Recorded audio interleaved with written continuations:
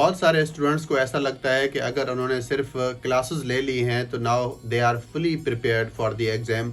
ये बिल्कुल भी सच नहीं है, क्योंकि क्लासेस को कंप्लीट करना ये आपका पहला स्टेप होता है, जो जितना जल्दी हो सके आप इसको ले लें और कंप्लीट कर लें अपनी क्लासेस को, compulsory subjects and optional subjects.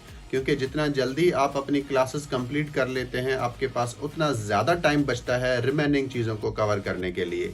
और जितना टाइम लगा रहे होते हैं, आप डिले कर रहे होते हैं अपनी क्लासेस को और लेट अपनी तैयारी स्टार्ट करते हैं, फिर उतना ही कम टाइम आपके पास बचता है इस एग्ज़ाम को क्रैक करने के लिए। क्योंकि क्लासेस लेना ये आपका पहला स्टेप है, इसके अलावा और भी बहुत सारी चीज़ें हैं जो कि आपको करनी होती हैं। क्लासेस के बाद आपका जो सेल्फ स्टडी का पार्ट है वो स्टार्ट होता है। अब आप सेल्फ स्टडी तभी करेंगे जब आप क्लासेस ले चुके हों, क्लासेस आपकी मुकम्मल हों, आपको पता हो कि अब नोट्स कैसे बनाने हैं, किताबें कौन सी फॉलो करनी हैं, आपके पास पेपर्स के सॉल्यूशंस अब आपके पास आ चुके होते हैं और आपके पास अब एक ट्रैक और एक रोड मैप होता है। अब आप वेल इक्विप्ड होते हैं कि अब आप बैठ के सही ट्रैक पे अपनी स्टडी कर सकते हैं। यानी जितना जल्दी हो सकता है आप अपनी क्लासेस मुकम्मल कर लें, लेकिन क्लासेस मुकम्मल करने का मतलब ये नहीं कि you are fully prepared for the exam. ये तो आपका पहला स्टेप था जो कि आपने लिया है।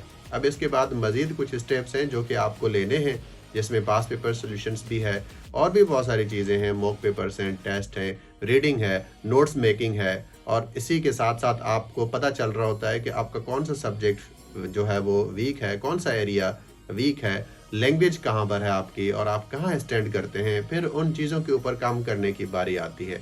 अगर एस्पिरेंट लेट तैयारी अपनी स्टार्ट करता है तो वो सिलेबस लेट अपना कंप्लीट करेगा, जिसकी वजह से फिर जो बाकी स्टेप्स हैं वो स्टूडेंट ले ही नहीं पाता, क्योंकि टाइम बहुत शॉर्ट रह चुका होता है। तो फिर वो स्टूडेंट चाहता है कि मुझे समहाउ कोई शॉर्ट ट्रिक्स और टिप्स मिल जाएं ताकि मैं एग्ज़ाम क्रैक कर लूँ। तो ऐसा होता नहीं है, कोई शॉर्टकट्स और ट्रिक्स फॉलो नहीं करनी है आपने। ये एक कॉम्पिटिटिव एग्ज़ाम है और इसके नेचर को आपने समझना है और एक सीरियस इस एस्पिरेंट होके इसको डेडिकेटेड टाइम देना है और हर सेकंड की वैल्यू करनी है आपने। हर एक मिनट इम्पॉर्टेंट है, एक सेकंड को भी ज़ाया होने नहीं देना है आपने, ताकि आप 2027 का एग्ज़ाम क्रैक कर सकें।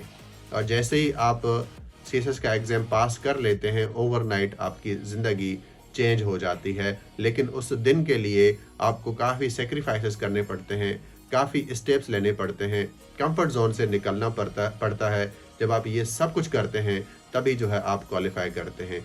आज जो क्वालिफाई कर चुके हैं, जिनकी एलोकेशंस हो चुकी हैं, जो सेलिब्रेट कर रहे हैं इस चीज़ को, तो उन्होंने बहुत स्ट्रगल की होती है, बहुत सेक्रीफाइसेस दिए होते हैं उन्होंने सुबह जल्दी उठ के अपनी तैयारी स्टार्ट की होती है। वो मोटिवेशन के पीछे नहीं भागते हैं, उनके अंदर एक बर्निंग डिज़ायर होती है कि उन्होंने ये एग्ज़ाम क्रैक करना है। वो कैंडिडेट्स चाहते हैं कि उनको एक रिकग्निशन मिले और क्वालिफाई करने के बाद वो सोशल मोबिलिटी, वो वर्टिकल मोबिलिटी उनको मिलती है और उनकी ज़िंदगी जो है ओवरनाइट चेंज हो जाती है। लेकिन ये जो ओवरनाइट ज़िंदगी चेंज हो रही है, इसके पीछे एक लंबी स्ट्रगल होती है, एक लंबी जर्नी होती है, जो कि उसका रिज़ल्ट जो है कंपाउंड होके एक दिन फिर आपके सामने आता है।